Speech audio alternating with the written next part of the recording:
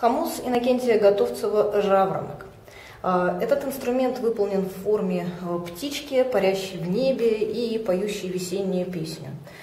Он хранится в футляре, который хорошо защищает язычок.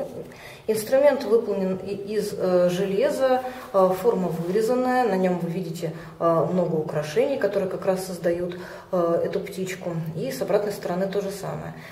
Язычок крепится на болт. Он находится, сама рама толстая, и язычок находится в таком углублении. Вот вы можете видеть характерный профиль этого углубления. Язычок обладает односторонней заточкой, которая дает характерный якутский звук. Послушаем, как это звучит.